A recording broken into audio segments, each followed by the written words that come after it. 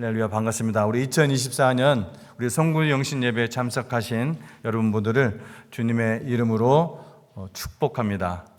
한 번 가면은 당연한 얘기지만 한 번 가면은 다시 오지 않는 2024년이죠. 조금 있으면 2024년 우리가 살려고 해도 살 수 없는, 우리가 이 자리에 2024년 같이 있고 싶어도 같이 있을 수 없는 그런 시간입니다. 우리가 그리스도 안에서 그 그리스도의 그 피로, 나는 한 피로 나는 우리 형제 자매들이 오늘 날씨도 이렇게 별로 좋지 못한데 밤길을 헤치고 이 자리에 모인 것도 참 우리의 믿음이고 고백이고 또 하나님의 은혜인 줄로 믿습니다. 오늘 이 밤길 운전하지 못해서 오지 못하고 또 아파서 오지 못하는 분들, 또 아직도 일을 다 끝내지 못해서 오지 못하는 분들도 있는데 그런 분들 위에도 특별한 하나님의 긍휼하심이 함께 하시기를 바랍니다. 오늘 본문은 이 사도의 심각한 고뇌와 아픔의 표현으로 시작하는 것을 볼 수가 있습니다.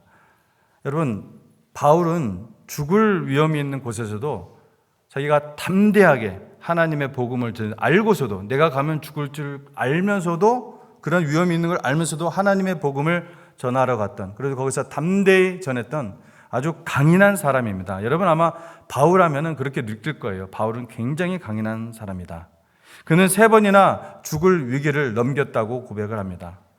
그런데 그 바울이, 그 강인한 바울이 오늘 본문 말씀에 눈물을 흘리며 말한다고 합니다.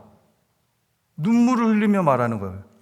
여러분, 서신서들 가운데서 눈물을 흘리며 말한다, 이렇게 말한 분은 처음이에요. 그 강인한 바울이 도대체 무슨 말을 하길래 눈물을 흘리며 말하고 있는 것일까요? 여러 사람들이 그리스도의 십자가의 원수로 행한다는 것입니다. 여러 사람들이 그리스도의 십자가의 원수로 행한다. 근데 눈물을 흘리는 이유는 그것이 저 세상 밖에 있는 불신자들이 아니기 때문에 그렇습니다. 본문에서 십자가의 원수로 행하는 여러 사람들은 예수님을 대적했던 불신자들이었던 유대인들이 아니라, 로마인들이 아니라 그 당시 교회 안에 있는 사람들 중 일부를 가리킵니다. 혹자는 이들이 교인들 가운데 유대인 율법주의자들을 가리킨다고 하고, 혹자는 그리스도의 은혜를, 그리스도께서 주신 그 자유를 왜곡하여 방종하며 사는 사람들을 가리킨다고도 합니다. 근데 어느 쪽이든 모두 어디 안에 있는 자들이에요? 교회 안에 있는 자들이에요. 오늘날로 말한다면은 예수님을 아예 믿지 않는 그런 불신자들을 말하는 것이 아니라 예수님을 믿는다고 말하는 교인들 중에 일부를 가리키는 말이라는 것입니다. 그들을 위해서 눈물을 흘리며, 그들이 십자가에, 그리스도의 십자가의 원수로 행하고 있기 때문에 눈물을 흘리며 지금 얘기하고 있다는 거예요.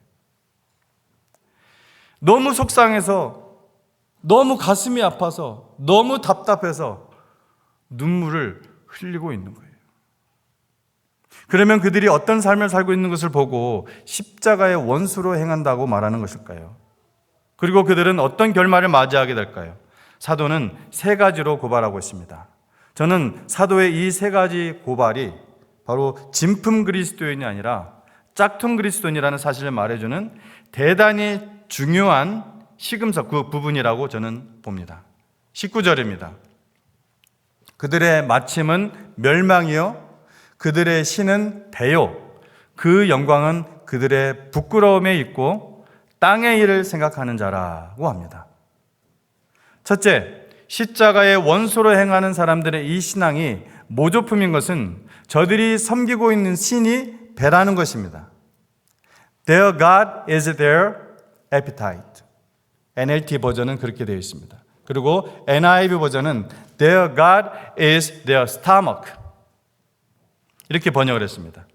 NLT 성경 번역의 appetite는 식욕, 성욕 같은 그런 욕구를 말하는 것입니다.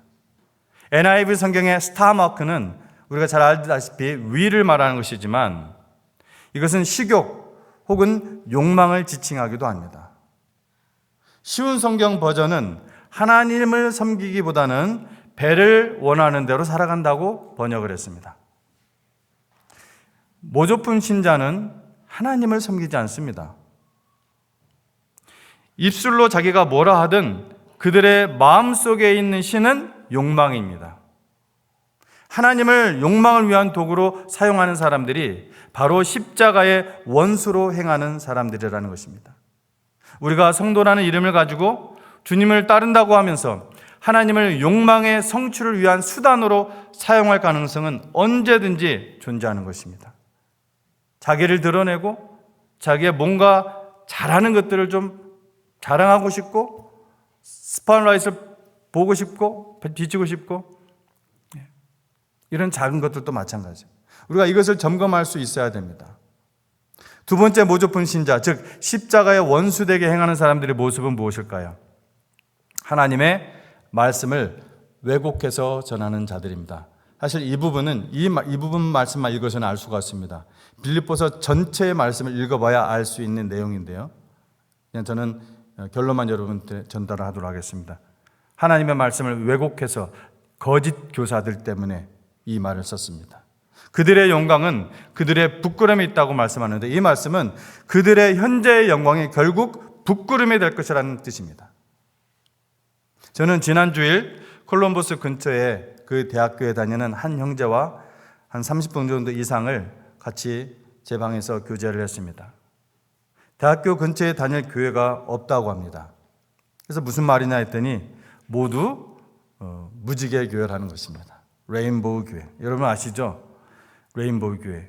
사람의 성이 남녀만 있는 것이 아니라 빨주, 노초, 파남보처럼 아주 다양하다는 의미로 사용하죠. 요즘.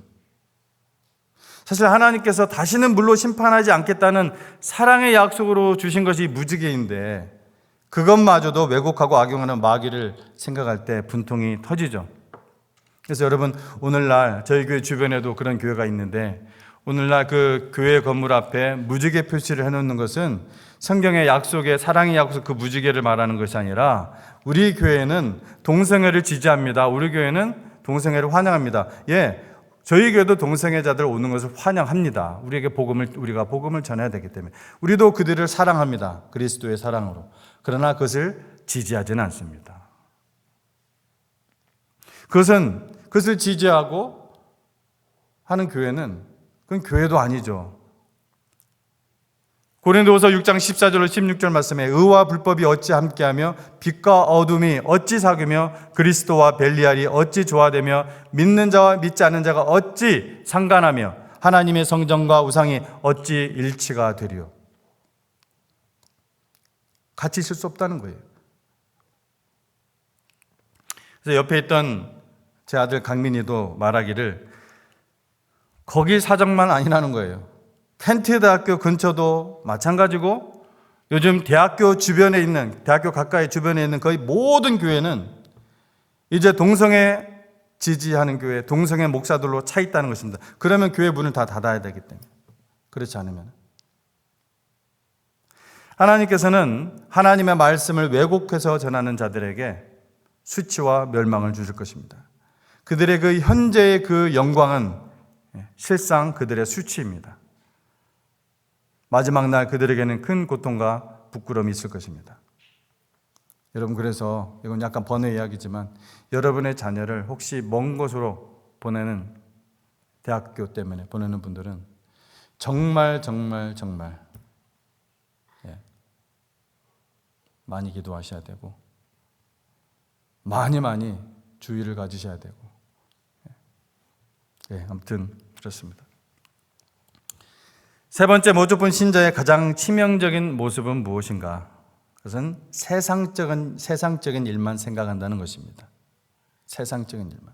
생각의 방향이 잘못되어 있습니다. 세상 일에만 관심을 둔다는 것입니다. 하나님의 나라와 하나님의 영광, 하나님의 의, 십자가를 지는 삶에는 아예 관심조차 없습니다. 강단에서 아무리 설교를 하고 성경에서 아무리 그 말씀을 읽어도 아무 관심이 없습니다. 그렇게 사는 사람이 있겠지. 그러면서 오로지 높아지고 이름을 내며 떵떵거리며 사는 것, 그것이 그 모든 관심입니다. 세상에서 성공하는 거, 세상적으로 명예를 얻는 거. 물론 우리 하나님의 백성, 하나님의 자녀들은 전부 다 저 꼬리 같은 사람들만 있다는 것이 결코 아닙니다. 그러나 그것을 추구하고 그것만을, 그러한 욕망을 가지고 사는 삶에게는 수치만 있을 뿐이라는 것입니다.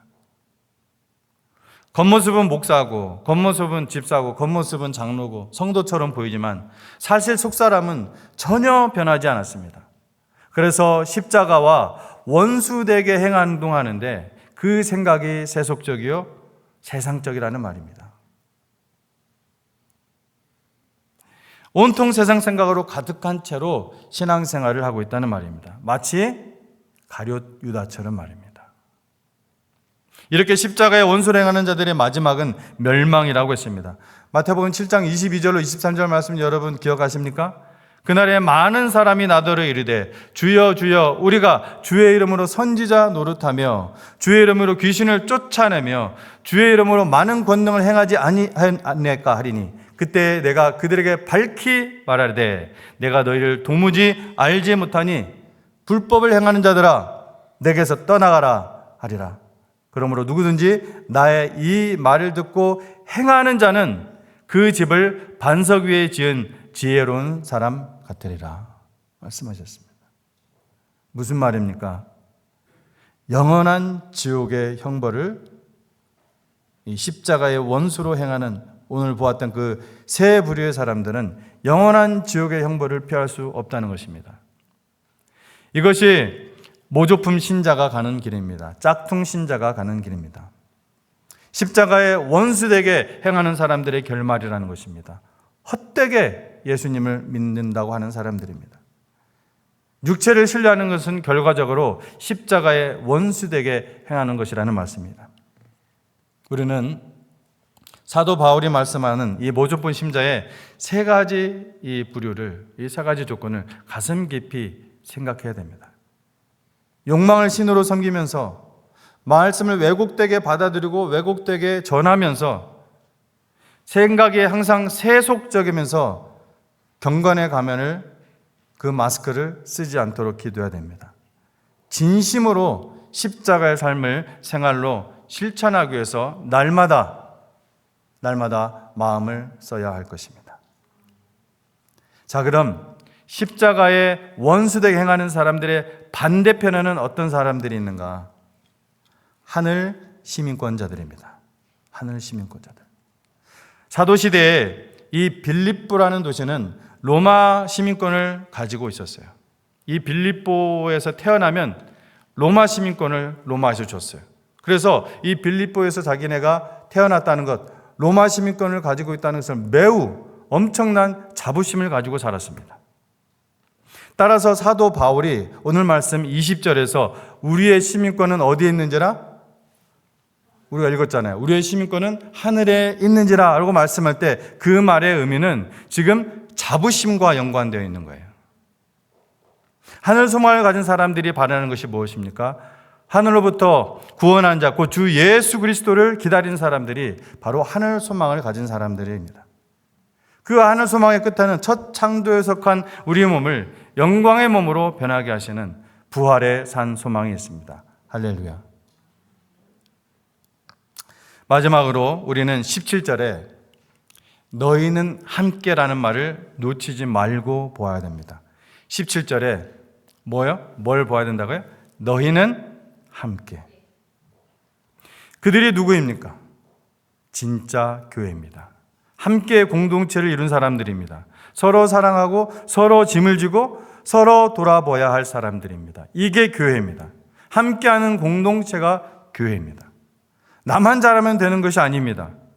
교회가 가족이요 그리스도의 몸이라는 것을 기억하라는 것입니다. 혼자만 잘하면 되는 것이 아닙니다. 함께 지어져 가야 됩니다. 함께 본받아야 됩니다. 너희는 함께 천국 시민권을 함께 받아야 됩니다. 그게 바로 교회인 것입니다. 우리는 새해를 맞이하며 또다시 선택의 국면에 서 있습니다. 교회 안에 모조품 성도로 남을 것인가? 아니면 진정한 하늘 시민권자로서 자부심을 느끼고 십자가를 따를 것인가 하는 선택입니다. 이 둘 사이의 차이는 극명합니다. 육체를 신뢰하느냐? 헛된 세상의 영광을 자랑하느냐? 온통 세상적인 생각으로 삶을 채워가느냐? 아니면 하늘 시민권자로서 십자가의 영광을 진정한 영광으로 여기고 낮아져서 섬기는 것을 영광으로 삼고 육체가 신뢰하는 것들을 전부 다 사도 바울처럼 배설물로 여기고 위에서 부르신 그 부름의 상을 향하여 달려가느냐? 이 둘 가운데 여러분 하나를 선택해야 합니다. 십자가의 원수로 살아가는 모조품 성도가 되는 일은 노력이 전혀 필요 없습니다. 그냥 육체와 마음이 원하는 대로 살면 되는 것입니다. 그냥 온라인 설교자들이 집에서 그냥 앉아가지고 편하게 앉아가지고 온라인 설교자들의 설교를 쇼핑하듯이 이거저거 골라서 듣는 것을 예배라고 주장하며 헛된 영화를 추구하고 돈을 쫓아가며 사는 것입니다. 십자가의 원수라뇨? 십자가의 원수. 여러분, 얼마나 성도들에게 무서운 말입니까? 십자가의 원수. 그런데 모조품 성도들은 이런 십자가의 원수된 삶을 아주 확신을 가지고 살아낸다는 것에 문제가 있습니다. 확신이 있어요, 그런 삶에. 그래서 그러한 삶을 다른 사람에게 권하기까지 한다는 것입니다. 그러나 하늘 시민권자로 살아가려면 모조품 성도 때 가졌던 그 육체의 일들 배설물로 여길 수 있어야 됩니다. 세상과는 다른 기준과 다른 가치를 가져야 됩니다. 천국에서 지금 유행하는 것들을 이 땅에서 하고 있다는 그런 자부심이 그 삶을 지배해야 합니다. 그래서 주님이 기뻐하는 일이라면 기꺼이 손해를 감수할 수 있는 그런 믿음과 용기를 가져야 됩니다. 저는 그런 면에서 여러분 이 자리에 앉아있는 분이 참 대단하다고 생각해요. 내가 한 성도라면 나도 이 자리에 앉을 수 있을까? 2024년 12월 31일 날 참 존경스럽습니다. 하나님 앞에 마지막 예배를 드리기 위해서 오신 여러분, 이 땅이 주는 그러한 모조품 행복과 모조품 만족에 여러분 속지 않는 여러분 그러한 통찰력이 있어야 됩니다. 사도 바울처럼 무엇이 진정한 인생이며 진정한 행복인지를 올바르게 깨달아야 합니다. 그럴 때 우리는 모조품이 아닌 진짜 보석으로 살아갈 수 있을 것입니다. 자, 어떤 삶을 선택하든지 하나님은 결코 여러분에게 선악과를 주듯이 선택할 수 있는 자유를 주십니다. 그것은 여러분의 자유입니다. 그러나 그 결과된 책임도 역시 그 자유에 걸맞게 져야 합니다. 멸망입니까? 영원한 천국입니까? 모조품입니까? 가짜 보석입니까? 그것은 지금 당신의 생각이, 당신의 그 삶이 증명하는 것입니다. 오늘 이 송군 영신 예배 우리는 하늘 시민권자답게 살고 있는지 돌아보고 또 돌아볼 일입니다.